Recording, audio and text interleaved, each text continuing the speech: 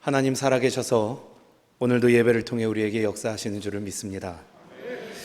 오늘은 성전에 참 많은 일이 있지요.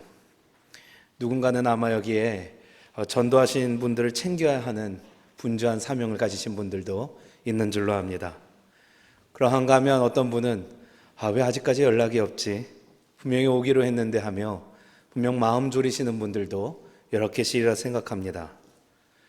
교회 학교에서는 오늘 달란트 잔치가 있죠.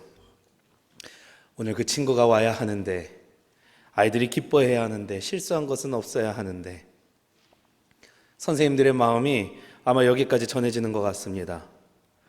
마지막으로 여성교회와 또 청장년회에서는 바자회와 여러 장터를 준비했습니다.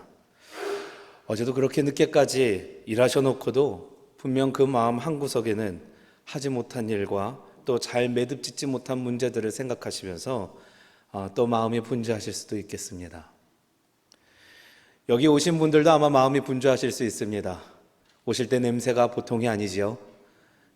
마음에 드시는 물건들도 이렇게 들어오시면서 슬쩍 보셨을 수도 있겠습니다. 내가 사야 될 물건이 마침 저기에 있구나, 이런 마음이 여기 가운데 있을 수도 있습니다. 그러나 여러분, 성도가 성전에 나와서 해야 할 일은 분명 한 가지입니다. 은혜 받는 것입니다. 아무리 좋은 것을 가져도 은혜 없이는 그 모든 것이 헛되이 쌓일 뿐입니다. 분주한 여러 마음이 여러분 가운데 있으시겠지만 여러분 잠시 하나님께 그 마음 맡기시죠. 그리고 오늘도 선물같이 주시는 하나님의 그 은혜 위에 귀하게 여기시고 또 간직하시는 저와 여러분 되실 수 있기를 주의 이름으로 간절히 축원합니다. 이것뿐 아니라 영상으로 예배드리는 많은 분들, 아마 많은 분들이 마음속 가운데 오고 싶으셔도 오지 못하시는 분들이 아직 계실 줄로 압니다. 우리가 함께 기도하며 나아갈 때에 저분들에게도 동일한 성령의 역사가 충만히 임하기를 간절히 바랍니다.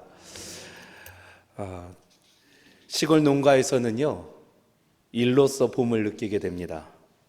우수가 되어 물이 흐르고 경칩이 되어 개구리들이 울기 시작하면 봄이 왔구나 하는 것이죠. 그리고 농사꾼은 겨우내 충분히 쉬어두었던 자신의 몸을 다시 움직일 차비를 하게 됩니다. 이때 드디어 비로소 저들에게 봄이 완연해졌구나 라고 생각되어지는 것입니다. 봄이 완연해지다, 이 말은 농가에게 있어서는, 농사꾼들에게 있어서는 일할 준비가 되었는가 라는 질문과도 같다는 것이죠. 그리고 저는 겨울이 가고 봄이 완연해지는 느낌을 꼭 이맘때쯤에 느끼게 되는 것 같습니다. 사순절이 지나가고 고난주간도 가고 그 가운데 부활절도 한 주간 지나가는 딱 이때에 처음으로 다시 살아가고 있구나를 느끼게 됩니다. 회색빛거리가 여러 가지 색으로 수놓아지는 것을 다시 새삼 느끼게 되고, 자동차의 열린 창문들을 보면서 해가 많이 가까워졌구나 생각하게 된다는 것이죠. 그런데 이 모든 것이 부활절이 지나가기 전까지는 그렇게 크게 와닿지가 않습니다. 아마 제가 교육자로서 더 그렇게 느끼는 것일 수도 있습니다. 그런데 이렇게 생각해 볼 수 있는 것이죠. 기다려왔기에 더욱더 달게 느껴지는 봄. 봄 기운이 분명 완연했지만 주님의 고난과 순환을 우리가 생각해 볼 때에 봄을 조금 더 느끼기를 뒤로 하고 조금 더 미루고, 그리고 그렇게 기다려왔기에 조금 더 달게 느껴지는 봄의 기운. 봄이 완연하다, 이 표현을 영어로 보니까 Spring in the air라고 표현한답니다. 공기 속에서 봄을 느끼는 것이죠. 얼마나 운치 있는 표현입니까? 이것만 해도 좋은데 우리가 공기가 스치듯이 지나가면서 봄의 여운을 느끼는 것도 이렇게 감사한데, 우리는 예수 그리스도 안에서 봄을 느끼게 되니 얼마나 행복해질 수 있겠냐는 것입니다. 그래서 봄은 늘 우리에게 생명력 넘치는 시간이고요. 그래서 우리는 4월에 늘 이 총력전도에 시간을 갖는 것이 아닌가 생각하게 됩니다. 오늘 그 수고를 아끼지 않고 노력하신 모든 분들에게 예수 안에서 봄이 느껴지는 귀한 복이 있게 되기를 간절히 바랍니다. 어느 교회에 봄을 소재로 이 전도 목표를 세웠는데 그게 저에게는 굉장히 좋게 다가와서 한번 기억해보고 여러분들과 나누려 합니다. 이렇게 돼 있더라고요. 전도의 봄, 이끌어 봄, 사랑의 봄. 아마도 여기 계신 분들 중에는 비록 함께 오시지는 못했을지라도 그렇게 전도해 보시고 이끌어 보시려고 노력하고 그리고 사랑에 도전해 보신 분이 많을 줄로 압니다. 오늘 그 모든 분들에게 하나님의 크신 능력과 위로가 함께 되기를 간절히 축원합니다. 아합 왕과 이세벨의 오늘 이야기죠. 오늘 엘리야의 이야기를 우리가 보게 됩니다.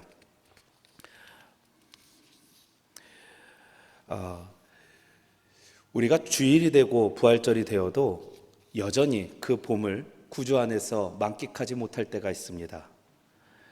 이유는 간단하죠. 주님께 온전히 맡기지 못한 삶이 됐을 때에 우리는 봄을 완연하게 느끼지 못할 것입니다.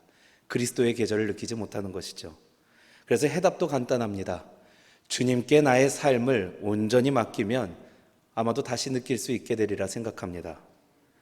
근데 막상 닥쳐보면 나의 삶을 주님께 온전히 맡긴다라는 그것이 얼마나 어려운지 우리가 깨닫게 되는 것이죠. 맡기다라는 성경의 원어는요, 갈랄이라고 해서 높은 곳에서 돌을 굴려보내는 그런 의미를 지니고 있습니다. 다시 말하면 하나님께 맡긴다라는 것은 저 높은 산 위에 내 정말로 예민한 문제, 내가 정말로 내 맘대로 되기 원하는 그 문제를 마치 돌을 굴려버리듯이 그 결과는 아무것도 따지지 않고 그냥 굴려보내는다라는 의미가 있다는 것입니다. 이러니 얼마나 어려운 일입니까? 최근에도 전화 한 통을 받았습니다. 사랑하는 부군의 마지막을 위해 기도받기를 원하시는 권사님의 전화였습니다. 이미 의사의 판단은 내려졌습니다. 준비하라는 것이죠. 그 가운데에 권사님이 바라시는 것은 그 아무것도 없습니다. 하나님께 먼저 맡기시고자 하는 것이죠. 아무것도 바라지 않고 그저 전화로라도 당신의 사랑하는 이의 마지막을 하나님 앞에 맡기기 위해 종에게 기도를 부탁하시는 겁니다. 하나님께 두고 찾지 않으시는 것이죠. 얼마나 이 간단하고도 어려운 일입니까?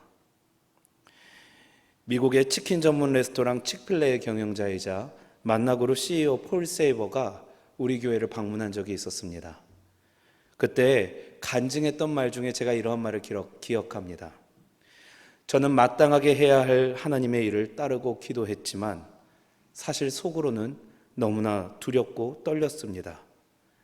분명 믿음으로 가다가도 두렵고 떨려 하는 것이 우리 사람들의 본연의 당연한 특성이라는 것이죠. 그러면 우리만 이럴까 하는 것입니다. 아합과 이세벨의 이야기에서 오늘 믿음의 선지자 엘리야를 보게 됩니다. 다들 열왕기상 18장 내용 기억하시리라 생각합니다. 우리가 흔히 갈멜산의 영적 전투라 부르죠. 850대 1. 이 시대 이스라엘 가운데 가장 강력하면서도 가장 악했던 아합 왕과 이세벨 왕비를 상대로 850대 1의 영적 전투를 이겼을 때에 이 엘리야라는 이름이 우리에게는 마치 승리의 상징같이 여겨졌습니다. 배경은 이러합니다. 아합과 이세벨이 바알과 아세라라고 하는 아스타로 신상을 섬기게끔 합니다. 그를 통치의 도구로 삼아서 바알 신을 섬기는 데 있어서 자신들의 통치를 확고히 하려고 했던 것이죠. 그런데 여기에 엘리야라고 하는 주님의 선지자가 나타납니다. 대단한 것은 그가 말 한마디 선포하니까 오던 비가 그칩니다. 얼마나 큰 권능이 그에게 임하는 것이에요. 사람들은 점점 바알이 아닌 엘리야의 하나님을 외치기 시작합니다. 그리고 이 가운데 피할 수 없는 전투가 벌어지는 것이죠. 그게 갈멜산 영적 전투입니다. 바알을 섬기는 선지자 450명과 아세라 신상의 선지자 400명이 일제히 아합과 이세벨이라고 하는 그 당시 최고의 힘을 가진 왕 밑에 모여서 단 한 사람 엘리야를 두고 대적합니다. 그런데 엘리야는 이 전투에서 우리가 너무나도 잘 알듯이 하늘의 권능을 힘입어 하늘의 불로 인하여서 이 영적 전투에서 승리하게 됩니다.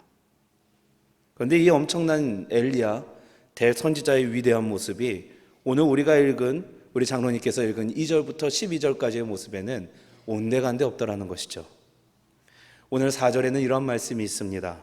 자기 자신은 광야로 들어가 하루길쯤 가서 한 로댓나무 아래에 앉아서 자기가 죽기를 원하여 이르되 여호와여 넉넉하오니 지금 내 생명을 거두시옵소서. 나는 내 조상들보다 낫지 못하나이다 하고, 그 위대한 모습은 모두 사라지고 지금 이 선지자는 심지어 자기가 죽기를 원하고 있습니다.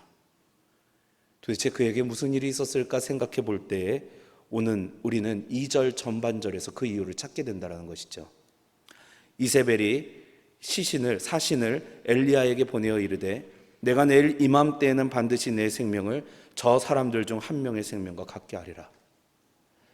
엘리야를 따랐던 그 갈멜산의 수많은 선지자들은 이미 죽음을 당하였고 이제 엘리야 한 명 남았습니다. 그리고 이세벨은 사신을 보내어서 그에게 말하는 것입니다. 이제 너 하나 남았다는 것이죠. 오늘 그 가운데에 하나님의 권능을 발했던 엘리야였지만 그의 생명과 직결되는 문제가 일으켜지자 자신의 생명을 맡겨야 되는 그 순간이 오자 두려움에 잠기게 되는 엘리야의 모습을 우리가 보게 되더라는 것입니다. 우리가 잘 알다시피 오늘 엘리야는 섭리하시는 하나님으로 말미암아 새 기운을 회복하고 하나님의 호렙산에 올라 사명을 완수합니다. 오늘 8절 하반절에 이렇게 기록되죠. 40주 40야를 가서 하나님의 산 호렙에 이르니라. 사랑하는 여러분, 지금 우리는 일상이 회복되는 시기를 맞고 있습니다. 조금씩 마스크에 대한, 코로나에 대한 두려움이 우리 가운데에서 벗어나지고 있죠. 그러나 아직도 많은 교회는 회복의 끈을 찾지 못하고 있는 것도 사실입니다. 사실 우리 개개인에게도 마찬가지죠. 분명히 조금 벗어나지는 것 같고 뉴스에서도 이제 안전해지는 것 같은 소식이 들렸지만 우리 스스로에게는 아직도 두려울 때가 많다라는 것입니다. 그리고 사단은 이 마음의 균열을 절대로 놓치지 않죠. 세상의 모든 문제, 특히 우리들 간에 내가 서야 되는 문제는 늘 안에서부터 공격이 시작됩니다. 우리에게 믿음의 삶을 살아가려고 할 때에 사단은 꼭 우리 안에서부터 우리를 공격한다는 것이죠. 그리고 우리의 신앙의 민낯이 반드시 드러나게끔 합니다. 분명 우리가 머리로는 맡겨야지, 내가 하나님 앞에 내 생명을 드리리라고 고백했는데 정말로 삶의 그 부딪히는 문제 가운데에서 우리들은 그 걸림돌을 잘 넘어서지 못하게 되더라는 것입니다. 그리고 이 가운데 지치고 무기력한 모습이 이내 찾아오게 됩니다. 그러나 여러분, 지금 우리는 예배당 위에 앉아 있습니다. 오늘 엘리야와 같이 우리도 다시 회복될 줄로 믿습니다. 이 가운데 주님께서 말씀하시는 완연한 봄, 온전한 그리스도의 계절이 저와 여러분 가운데 이미 시작된 줄로 믿습니다. 오늘 그 믿음으로 말씀에 대해 담대하게 도전하시고 또 은혜 받으시는 저와 여러분 되시기를 주의 이름으로 축원합니다. 오늘 첫 번째 말씀은 내가 집중하는 삶은 낙심되게 되어 있다는 것입니다. 내가 집중하는 삶은 낙심되게 되어 있습니다. 예전에 혹시 아시는 분도 계실 텐데요, 100대 1이라고 하는 퀴즈 프로그램이 있었습니다. 이기면 상금도 크지만 상금보다도 저는 그때 당시에 그 사람이 얼마나 큰 명예였을까를 생각해 보곤 했습니다. 어딜 가더라도 한 사람이 지성으로 100명을 이기는 것이죠. 얼마나 큰 영예일까요? 얼마나 그 사람을 아울러 볼까요? 그런데 이건 지성 싸움도 아니고 눈에 보이지 않는 영적 싸움에서 무려 850대 1의 싸움을 이깁니다. 엘리야의 두 어깨에 얼마나 힘이 들어갔을까 하는 것이죠. 많은 사람들이 세상 가운데에서 바알을 숭배하고 저 엘리야 한 명이 아무것도 아니라고 생각했을 때에 홀로 아무렇지도 않게 그 가운데에 대적하며 섰던 것이 저 엘리야라는 인물이었다는 것입니다. 서울대 종교학 교수인 배철영 교수가 그에 져서 신의 위대한 질문이라는 책에서 엘리야를 설명해 나가기 시작할 때 서두에 이런 말로 시작합니다. 주류 신앙의 반기를 든 엘리야. 우리는 자꾸 교회의 입장에서 성경을 보기 때문에 이 배경이 잘 안 보일지 모르겠지만 당시에 엘리야가 있던 시대는 하나님을 안 믿는 것이 당연했다는 것입니다. 이스라엘을 믿는 신앙은 거의 없었고 바알과 이 아세라 신을 섬기는 것이 더욱더 당연한 시대였다는 것이죠. 그리고 그 당시의 신앙은 딱 한 가지에 초점이 맞춰져 있었습니다. 잘 사는 것, 잘 먹는 것. 가난이라고 하는 지역에 당시 바알이라고 하는 남신과 아스타롯이라고 하는 여신의 합을 최고로 여겼습니다. 이들 두 신을 함께 믿을 때에 풍요로움이 그들의 삶에 충만할 것이라고 모두가 믿었다는 것이죠. 저들의 의식은 음란했고 쾌락을 일삼았습니다. 그리고 사람 중심의 종교였습니다. 그러니 많은 사람들이 여기에서 헤어나오지를 못했다는 것입니다. 이 신앙이 이스라엘을 위협합니다. 그것도 그냥 위협하는 것이 아니라 그들의 신앙을 근간을 휩쓸 정도로 크게 힘들었다는 것이죠. 여기서 우리는 질문합니다. 왜 이렇게까지 되었을까? 그래도 하나님께 훈련받은 민족인데 왜 이렇게까지 크게 흔들리게 되었을까? 정확히 말하면 그때 흔들린 것이 아니라 저들의 믿음의 흔들림은 이미 시작되고 있었다는 것이죠. 변화가 없었다는 것입니다. 정확히 더 말할 때에 저들이 원하고 바라는 변화가 더 이상 저들 가운데 없었다는 것이죠. 이스라엘은 듣는 민족이었고요, 들은 것을 지키는 민족이었습니다. 그래서 광야 가운데 혹독하게 훈련받고 교육받은 것이죠. 하나님의 말씀 들어야 돼, 들으면 따라야 돼, 지켜야 돼. 그런데 저들이 그 말씀 지키다 보니 가나안 땅에 도착했을 때 어떻게 됩니까? 승승장구합니다. 마음대로 되는 것 같습니다. 수없이 많은 능력이 내게 있는 것 같습니다. 그리고 그 가운데에 저들에게 그 복된 땅에서 쌓여지는 것이 많은 것이고 저들이 지켜야 할 것이 너무나도 많아진 것이죠. 많은 것을 쌓고 많은 것을 노력하다 보니 저들에게 지킬 것이 너무 많아지고 노력해야 될 것이 너무 많아진 것입니다. 그 가운데 저들이 지켜야 하는 삶과 하나님이 인도하시는 그 삶에 조금씩 균열이 나고 거리가 멀어지게 되었다는 것입니다. 그리고 그 가운데 이방 신에 한 번에 무너지게 되었다는 것이죠. 오늘 엘리야가 이세벨의 한마디에 한 번에 무너집니다. 왜 그렇습니까? 이와 같습니다. 850명이나 이긴 자신에게 엘리야는 그래도 무엇인가 변화가 생길 줄 알았습니다. 그가 기도를 하자 3년 6개월 동안 가뭄이었던 그 비가 다시 내려지기 시작합니다. 그러니 하나님께서 나를 통하여 이렇게 일하시는데 적어도 하나님이 다스리시는 새 세상이 오겠지. 그런데 이게 무슨 일입니까? 더 이상의 변화는 없고 오히려 함께 따랐던 그 선지자들이 아합과 이세벨이라고 하는 이 세상의 세력 앞에 자꾸 처참하게 죽게 되고 흔적 없이 사라지게 되는 것입니다. 그리고 그 가운데 엘리야도 무너지게 됩니다. 오늘 그가 시각이 바뀌게 됩니다. 3절 말씀입니다. 그가 이 형편을 보고 일어나 자기의 생명을 위해 도망하여 유다에 속한 브엘세바에 이르러 자기의 사원을 그곳에 머물게 하고. 말씀이 기가 막히죠. 늘 하나님을 보았던 엘리야의 하나님이라고 이스라엘이 칭송했었던 그 엘리야가 지금 하나님을 바라보는 것이 아니라 그 모든 일 가운데 나를 바라보기 시작합니다. 내 형편을 보고 내 생명을 보기 시작합니다.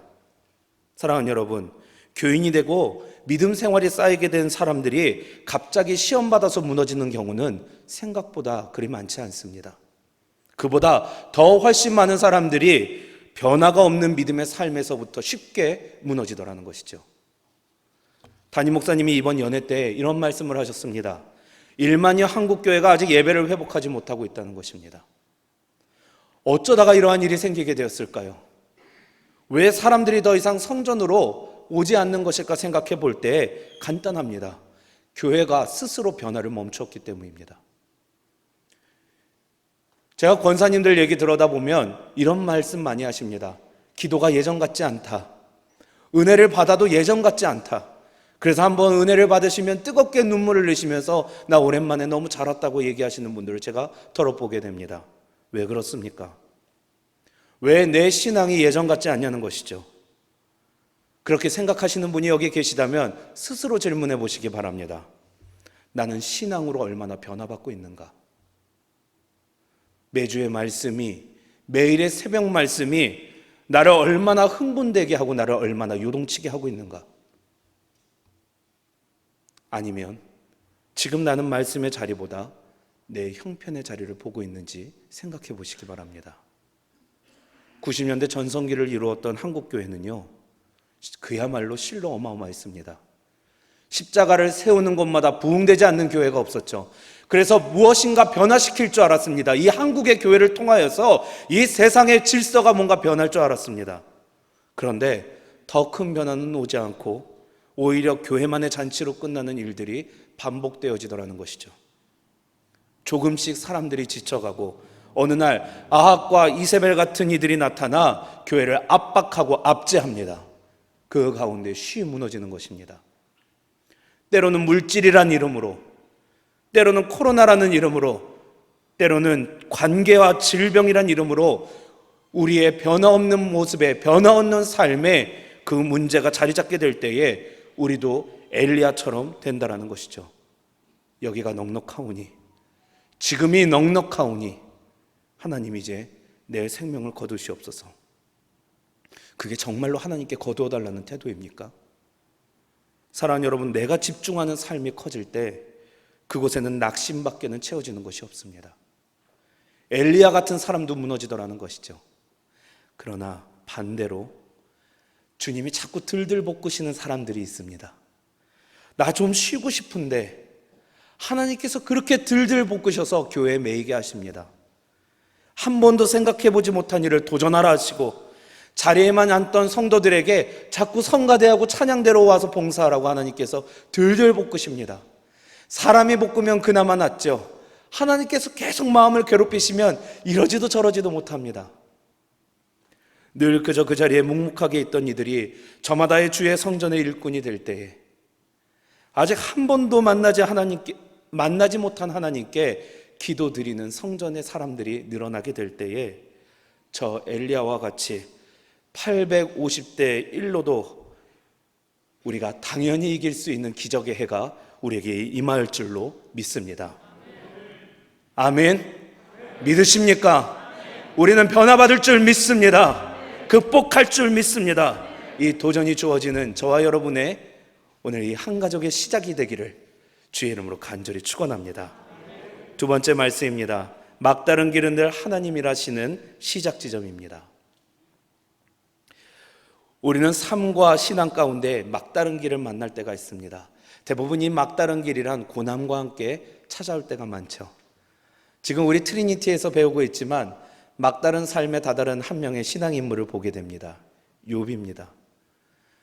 정말 성경을 볼 때에 사람이 겪을 수 있는 온갖 고난이란 고난은 다 겪는 것 같습니다.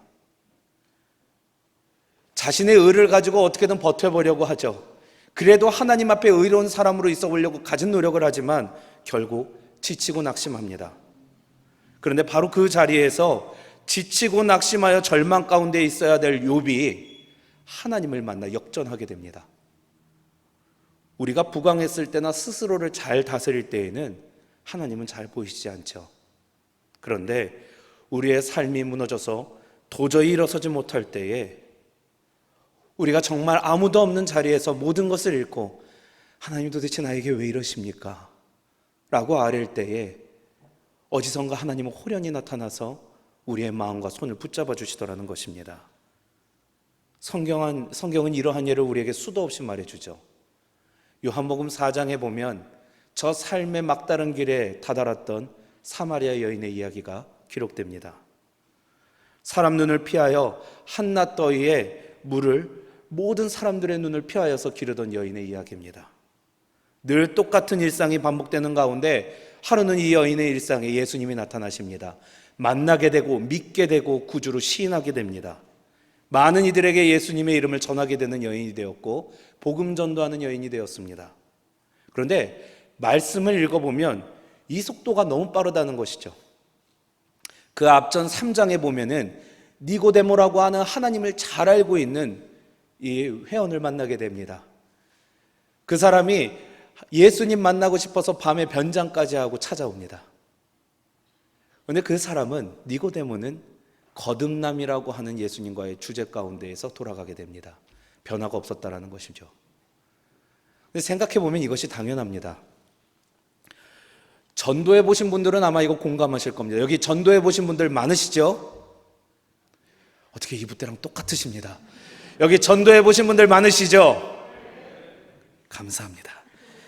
전도하실 때에 이런 분들 많이 보셨습니까?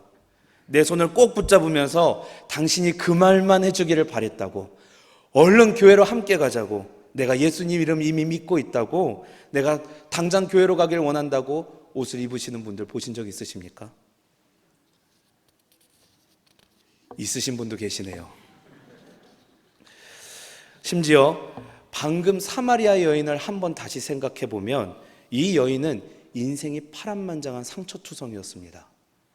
남이 누군가 제시하고 남이 누군가 얘기하는 것조차 좋아하지 않을 것이란 얘기죠.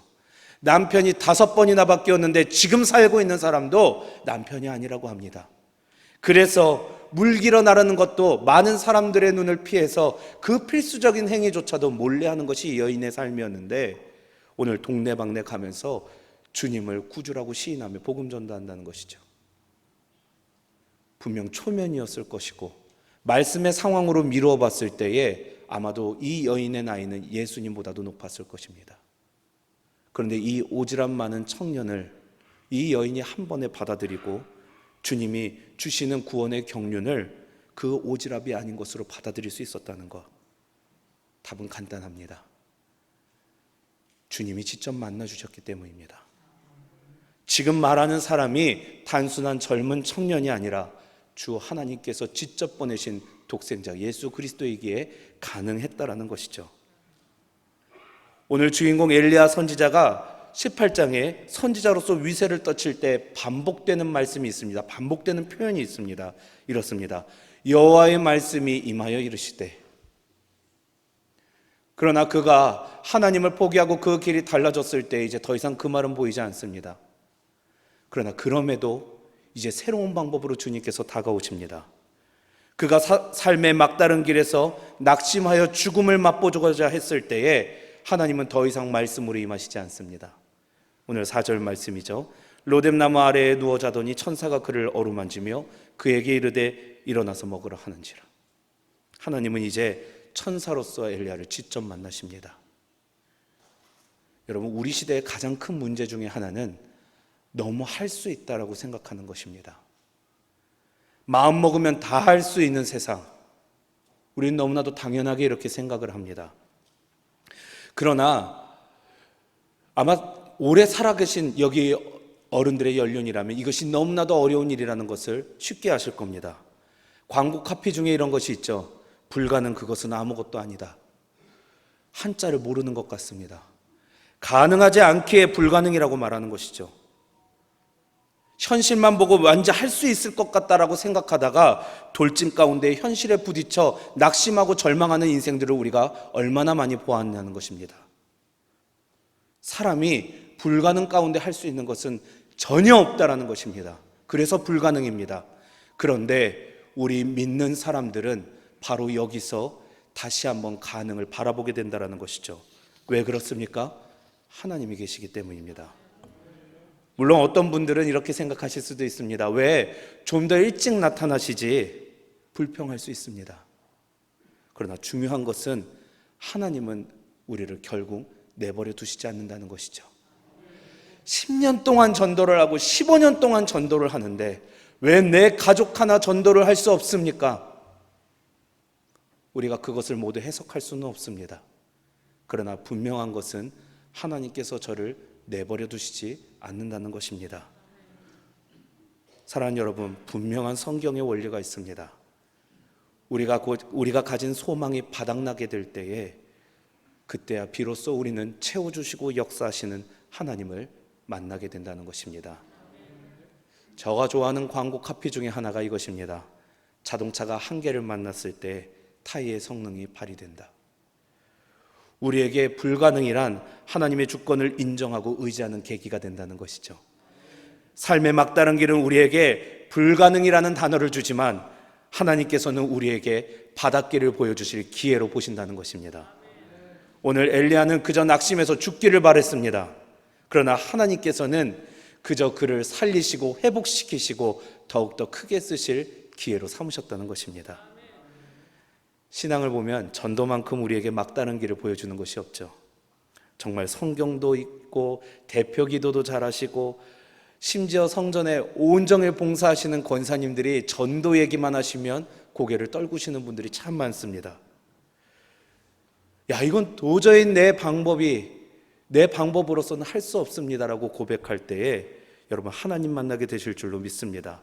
전도뿐만이 아닙니다. 내가 신앙 가운데 가지는 모든 어려운 막다른 길이 지금 여러분 앞에 있습니까? 주님께 맡기려 하는 모든 기도의 제목들이 지금 막혀 있고 내 앞은 너무나도 두려운 어둠 가운데 갈 수 없는 길을 걸어가고 있습니까? 그렇다면 은혜 가운데 삶의 막다른 길에 다다랐다고 한다면 그날은 여러분의 삶에 새로운 은혜의 길이 열리는 날로 믿으시기 바랍니다. 오늘이 어루만져 주시는 하나님을 만나는 날인 것을 내가 믿어야 합니다. 오늘 이 성전에 찾아오실 때 삶의 막다른 길에 다다른 분이 계시다면 여러분 크게 환영하고 기뻐해야 될 일입니다. 새로 오신 새가족분들에게는 이런 분들도 있을 수 있습니다. 실제로는 못 이기는 척 친구의 손에 이끌려 왔지만 사실은 아무에게도 공유할 수 없는 저 마음의 문제, 그래도 여기라면 무엇인가 답이 있지 않을까 해서 그 퍽퍽한 삶에 무엇인가 해결책을 갖고 오신 분이 여기 계실 수도 있습니다. 여러분 잘 오셨습니다. 여기가 그 답답한 삶의 종착역이자 새롭게 출발하는 입구인 줄로 믿습니다. 이 믿음이 저와 여러분 가운데 충만한 오늘 부활절 절기 가운데 한 주일이 되시기를 주의 이름으로 축원합니다. 마지막 말씀입니다. 문제를 피하는 것이 아니라 한가운데로 나아가야 합니다. 로뎀나무 아래에서 천사를 만난 엘리야가 하나님에 의해 준비되어진 구운 떡과 물을 먹고 마십니다. 그리고는 이내 잠듭니다. 잠든 엘리야를 다시 천사가 깨우죠. 그리고 또 먹입니다. 그리고 또다시 준비되어진 음식물을 먹을 때에 이제 엘리야는 40주 40야를 걸어 하나님의 산 오렙에 이르게 됩니다. 이 말씀을 달리 보면 40일간 하나님께서 엘리야와 함께 하셨다는 것이에요. 얼마나 든든할까요? 여러분 엘리야의 입장에서 생각해 보시기 바랍니다. 40주 40야를 하나님께서 지키시는 것입니다. 매일 밤 매일 낮 하나님께서 나와 동행하신다라는 생각이 들 때에 그의 마음에는 어떠한 습관이 생길까요? 아마도 이러한 생각이 아닐까 생각합니다. 아, 하나님만 바라보아도 살 수 있구나. 주시는 것만으로 내가 살아갈 수 있구나. 그런데 여기서부터 성경은 엘리야와 하나님의 길이 달라지는 것을 우리에게 보여주더라는 것이죠. 하나님 주시는 음식물로 회복한 엘리야는 비록 호렙산에는 올라갔지만 여전히 나약함에서 벗어나지 못하는 모습을 우리에게 보여줍니다. 굴에 들어가 숨죠. 그것이 2번 9절과 13절 반복됩니다. 하나님의 질문이 그때 동일하게 임합니다. 어찌하여 여기 있느냐? 유진 피터슨의 메시지 성경에 보면 이것을 이렇게 표현합니다. 엘리야야 여기서 무엇을 하고 있느냐? 그러자 엘리야가 대답하는 것이죠. 모든 사람은 죽고 나는 연약하여 내 생명을 피하기 위해서 여기 있습니다. 하나님의 도우심으로 인하여 호렙산에 올라왔지만 엘리야가 가야 갈 끝은 분명 아니었습니다. 그 가운데 하나님께서 호렙에 오르게 하신 그 목적과 호렙에 올라간 엘리야의 목적이 부딪히게 되었다는 것입니다. 엘리야의 목적은 피난처였던 것이죠. 하나님의 산으로 일컬어지는 이 모세가 하나님의 부르심을 받은 이 거룩한 곳에서는 내 생명이 그래도 보존되겠지. 내가 안전해질 수 있겠지. 그리고 하나님이 40일 40주야를 나에게 먹을 것을 채우셨으니 그렇게만 계속 유지된다면 그래 내가 살아갈 수 있겠구나. 그니 굴부터 찾아 들어간 것입니다. 그런데 하나님의 생각은 다르더라는 것이죠. 오늘 11절과 12절의 말씀입니다. 여호와께서 이르시되 너는 나가서 여호와 앞에 산에 서라 하시더니 여호와께서 지나가시는데 여호와 앞에 크고 강한 바람이 산을 가르고 바위를 부수나 바람 가운데 여호와께서 계시지 아니하며 바람 후에 지진이 있으나 지진 가운데에도 여호와께서 계시지 아니하며 또 지진 후에 불이 있으나 불 가운데에도 여호와께서 계시지 아니하더니 불 후에 세미한 소리가 있는지라. 바람이 산을 가르면서 바위를 부수고 후에는 지진이 일어나고 불이 일어납니다. 그리고 그 가운데에 주님께서 말씀하시더라는 것이죠. 왜 이런 권능의 모습을 보여주실까 하는 것입니다. 정답부터 찾자면요, 열왕기상 21장 17절과 18절 전반절에 하나님이 이 엘리야를 새롭게 세운 목적을 드러내십니다. 여호와의 말씀이 디셉 사람 엘리야에게 임하여 이르시되 너는 일어나 내려가서 사마리아에 있는 이스라엘의 아합 왕을 만나라. 그가 도망쳐 두려워서 피했던 그곳의 한가운데로 들어가라 하는 것입니다. 엘리야의 사명은, 하나님께서 그에게 바라시는 것은 아합 왕을 피해서 호렙산에서 목숨을 보존하는 것이 아니라 자신을 두렵게 하고 자신을 절망 가운데 놓게 한 그 아합 왕에게 전면으로 찾아가는 것이었다는 것이죠. 사실 우리의 신앙의 삶이 이렇지 않습니까? 하나님께서 우리에게 은혜 주시고 회복시켜 주시면 우리는 굴로 찾아 숨어 들어갑니다. 그리고 어려운 문제를 기도로 하나님께 올려드리는 것이죠.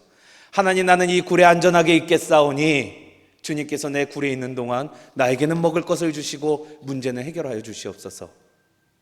그러나 하나님의 생각은 늘 다르다는 것이죠. 오히려 내가 그 문제를 해결하는 하나님의 열쇠가 되기를 바라고 계신다는 것입니다. 사랑하는 여러분, 우리가 참 신앙으로 회복하는 과정은 천사가 뿅 하고 나타나서 혹은 모세가 홍해를 가르듯이 손을 쫙 올리면 쫙 갈라지는 그러한 광경이 아닙니다. 우리가 문제의 한가운데에서 오히려 하나님께서 주신 나의 기도의 사명을 붙잡고 자리를 지킬 때에 우리를 통해 물러가게 되는 홍해를 바라보게 하시고, 우리를 통해 질병이 낫게 되는 역사를 보게 하여 주시고, 우리를 통해 그 모든 것이 허락되지 않을지라도 믿음 위에 서서 하나님을 바라보게 되는 우리를 보게 하신다는 것입니다. 여기에서 가장 우리의 마음을 울리는 장면이 바로 우리가 읽은 18절 말씀에 기록됩니다. 그러나 내가 이스라엘 가운데에 7,000명을 남기리니 바알에게 무릎을 꿇지 아니하고 다 바알에게 입맞추지 아니한 자니라. 나 혼자 신앙을 지켜 살았다고 생각한 그 삶의 끝에 주님, 막다른 길에서 도저히 나 여기 이상은 안 되겠습니다, 나 여기 이상은 도저히 힘듭니다라고 말하는 그때에 하나님은 우리에게 너와 같이 무릎 꿇지 아닌 7천을 내가 이 세상에 남겨놓았다라고 말씀하고 계신다는 것입니다. 왜 하나님이 권능의 모습을 엘리야에게 보여주셨을까요? 크고 강한 바람이 산을 가르고 바위를 부술지라도, 그 자리에 지진이 나고 불이 임할지라도 하나님의 세미한 음성은 닿지 못하는 것이 없다라는 것을 엘리야에게 말씀하고 싶었다는 것입니다. 사랑하는 여러분, 우리의 기도의 자리가 우리가 보기에는 안개 한가운데 같고 어둠의 한가운데 같을지라도 하나님의 음성은 우리에게 닿지 못함이 없는 줄로 압니다. 이 음성을 들을 수 있는 자, 여전히 하나님의 자녀로 살아가는 엘리야 같은 이들을 주님께서는 7천이나 남겨놓으셨다고 우리에게 말씀하십니다. 사랑하는 여러분, 코로나의 문제가, 아니 더 심각한 문제가 우리 교회를 강타할 수도 있습니다. 더 어려운 세상의 문제들로 우리 교회 모든 사람을 흩으려고 할 수도 있습니다. 더 심각한 질병이 우리를 교회의 발걸음을 막을 수도 있습니다. 그러나 우리가 하나님 앞에 무릎 꿇고 기도의 사명의 자리를, 이 예배의 자리를 지키려고 할 때에 하나님은 그 7천 중에 하나가 나라고 믿음 가운데 약속해 주시고 회복 가운데 일으켜 세워주실 줄을 믿습니다. 우리는 회복해야 합니다. 사랑하는 여러분, 오늘 처음 오셨습니까? 이 7천의 무리에 들게 되신 것을 환영합니다. 오늘 새로운 도전을 받으셨습니까? 다시 7천의 길에 오르신 여러분들을 축복합니다. 오늘 치러질 모든 행사와 더불어 오직 하나님께 영광 돌리는 그 모든 간증들이 새롭게 변화받기로 다짐하는 도전이 우리 남교회에 충만하게 되기를 주님의 이름으로 간절히 축원합니다. 우리 함께 기도하시겠습니다. 사랑 많으신 하나님 아버지, 오늘도 주님께서 우리와 함께하여 주셔서 그 예수 그리스도의 이름을 머릿돌 삼아 한없는 사랑과 구원의 감격으로 한 주를 살아가게 하심에 감사를 드립니다. 다시금 몰려온 봄의 볕이 거리에 찬기를 지우듯 지난날 아무것도 하지 못했던 교회의 허무한 가운데 다시금 전도의 기회를 허락하여 주시고 이 많은 행사를 열어주심도 감사를 드립니다. 오직 눈에 보이는 것만을 쫓아가고 눈에 보이는 위험만을 두려워하는 이 시대 가운데에 하나님이 주시는 가치가 참으로 선하며 하나님 없는 세상이야말로 참으로 두려운 세상임을 아는 우리 되게 하심에 감사를 드립니다. 이제 고난 한가운데에 길을 놓으시는 주님을 신뢰하는 우리 되게 하여 주시옵소서. 오늘도 이 제단을 지켜주실 줄 믿습니다. 새롭게 이 제단에 찾아오신 분들과 함께 열심히 주를 섬기게 하여 주시옵소서. 오늘도 우매한 종의 입술에 부족함은 십자가 아래 묻어두시고 오직 하나님의 말씀만이 우리 새 가족과 모든 성도 위에 남게 하여 주셔서 내일부터 다시 세상으로 향하는 여기 모든 신실한 광림의 모든 권석 위에 새롭게 시작하는 하루 위에 거룩한 역사를 누리는 산증인 되게 하여 주시옵소서. 이 모든 것 성령께서 도우실 줄을 믿으며 우리 구주 예수 그리스도의 이름 받들어 간절히 기도드리옵나이다. 아멘.